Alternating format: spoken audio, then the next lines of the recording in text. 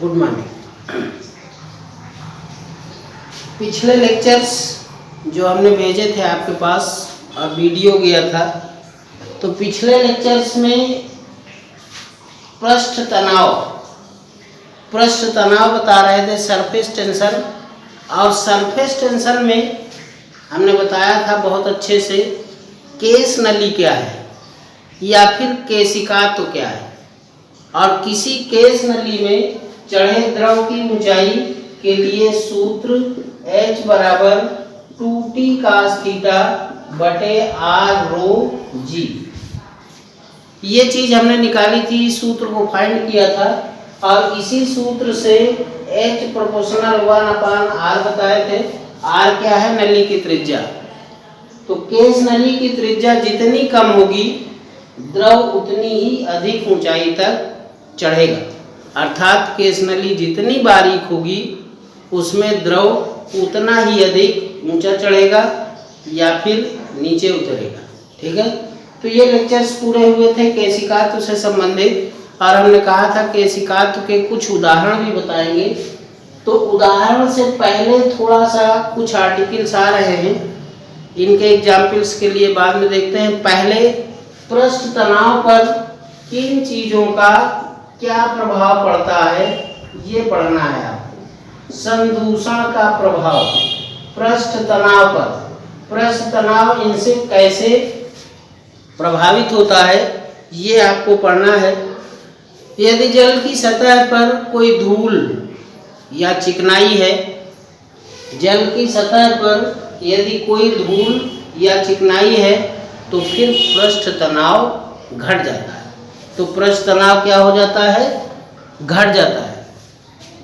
यदि जल की सतह पर जैसे ग्रीस हो या और कोई चिकनाई हो, अगर उस जल की सतह पर इनको डाल देते हैं तो फिर जल का पृष्ठ तनाव घट जाएगा। ये क्या बता रहे हैं? पृष्ठ तनाव को कैसे ये चीजें प्रभावित करती हैं। ठीक है, दूसरा विलेय का प्रभाव है। यदि विलायक बहुत अधिक घुलनशील है, यदि विलायक बहुत अधिक घुलनशील है तो फिर पृष्ठ तनाव बढ़ेगा। अगर विलायक बहुत अधिक घुलनशील है तो फिर पृष्ठ तनाव बढ़ेगा। ठीक है, और यदि कम घुलनशील है तो फिर पृष्ठ तनाव जस्ट अपोजिट इसका घटेगा। तो ये दूसरा प्रभाव है विलेय का प्रभाव। पहला है संदूषण का प्रभाव, विलेय का प्रभाव, संदूषण का प्रभाव, और तीसरा है ताप का प्रभाव। ताप का प्रभाव ताप बढ़ाने से या ताप घटाने से। यदि ताप घटाते हैं तो ससंजक बल का मान घट जाता है। ससंजक बल पीछे हमने बताया था लेक्चर्स में, ससंजक और असंजक बल क्या होते हैं। ससंजक बल को भी बहुत अच्छी से परिभाषित किया था और असंजक बल को भी बहुत अच्छे से परिभाषित किया था। तो यदि ताप बढ़ता है तो पृष्ठ तनाव भी घटेगा। क्रांतिक ताप पर, जो क्रिटिकल टेम्परेचर होता है, क्रांतिक ताप पर पृष्ठ तनाव का मान 0 हो जाता है। क्रांतिक ताप पर, और ये बहुत अच्छा क्वेश्चन है, ये परीक्षा दृष्टि से भी बहुत अच्छा है। पूछा करते हैं क्रांतिक ताप पर पृष्ठ तनाव की वैल्यू बताइए। पृष्ठ तनाव का मान क्या होता है क्रांतिक ताप पर? तो क्रांतिक ताप पर पृष्ठ तनाव का मान 0 होता है।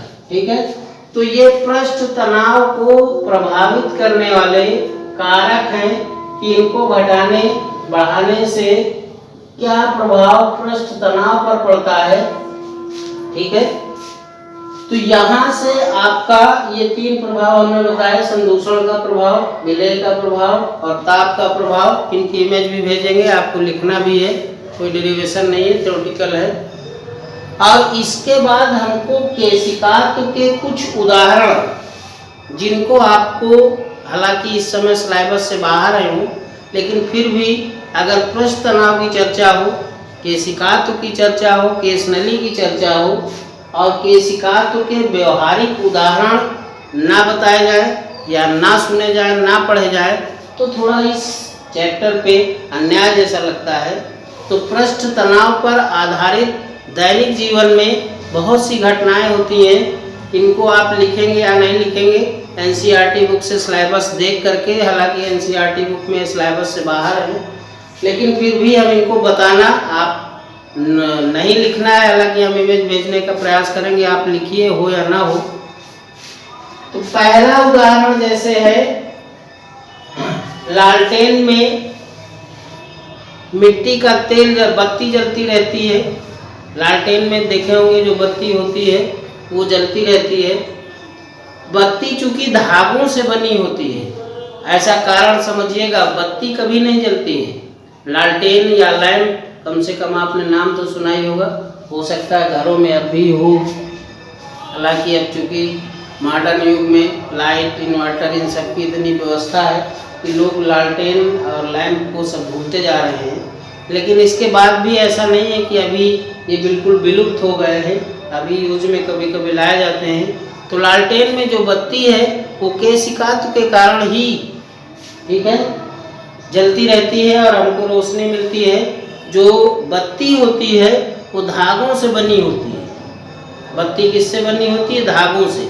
और वो बत्ती कनेक्ट होती है नीचे जो टंकी होती है उसकी, जहाँ मिट्टी का तेल भरा होता है, ठीक है। तो मिट्टी का तेल, चूंकि बत्ती मिट्टी के तेल पर पड़ी हुई है, बत्ती असंख्य तमाम धागों से बनी होती है, तो उन धागों में जितने भी धागे हैं सब में बारीक केशनलियाँ बन जाती हैं। क्या बन जाती हैं? और अभी हमने बताया था द्रव केशिकात्व का मतलब यही है, द्रव का ऊपर चढ़ना या नीचे उतरना।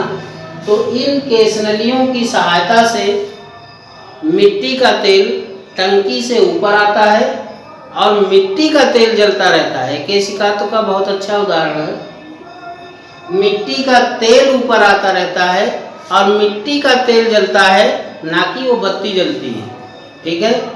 कभी कभी ऐसा होता है बत्ती जलने लगती है और ये तब घटना होती है जब मिट्टी का तेल खत्म हो जाता है, तो फिर वो धागा जलने लगते हैं। तो धागों में जो केशनलियाँ बन जाती है, ऐसा क्यों होता है? केशिकात्व के कारण होता है। धागों में बनी केशनलियों से मिट्टी का तेल टंकी से ऊपर तक आता है और मिट्टी का तेल जलता रहता है, ठीक है। तो केशिकात्व का ये बढ़िया सा उदाहरण था। और भी बहुत से उदाहरण हैं। मोमबत्ती में बीच में एक बत्ती होती है, अब वो बत्ती नहीं जलती है, जैसे उसको जलाते हैं तो वैक्स पिघलता है, मोम, और मोम जब पिघलता है तो उस बत्ती में केशनलियाँ जो बन जाती हैं, उन केशनलियों के सहारे मोम ऊपर आता है और ये वैक्स जलता रहता है, ना कि बत्ती जलती है। तो ये केशिकात्व के और उदाहरण है। अगर हम तौलिए के एक सिरे को, तौलिया चूँकि धागों से बना होता है, एक सिरे को जल से भरी बाल्टी में डाल दें, थोड़ी देर बाद देखेंगे पूरा तौलिया गीला हो जाता है। ऐसा इसलिए है कि चूँकि तौलिया धागों से बनी होती है, उन सभी धागों में असंख्य केशनलियाँ बन जाती हैं और उन केशनलियों से जल ऊपर चढ़ता है और धीरे धीरे पूरा तौलिया भीग जाता है। तो आपके पास जो भी बुक्स है, अगर ये कुछ केशिकात्व के व्यवहारिक उदाहरण है तो आप उनको पढ़िएगा और अपने से ज्ञान कलेक्ट कीजिएगा। नेक्स्ट लेक्चर में और हम कुछ उदाहरण लेके आएंगे। तब तक आप ये जो प्रभाव हमने बताए, इनकी इमेज हम आपको सेंड कर रहे हैं, इनको नोट कीजिएगा। नेक्स्ट लेक्चर में हम कोर्स में है या नहीं है सिलेबस में, इसके बाद भी ये व्यवहारिक उदाहरण जो केशिकात्व के हैं ये आपको भेजेंगे। आपको लिखना होगा, पढ़ेंगे तो ज्ञान भी बढ़ेगा, जीके भी बढ़ेगा और फिजिक्स भी आपकी मजबूत होगी। तो नेक्स्ट लेक्चर में इंतजार कीजिए। तब तक के लिए नमस्कार।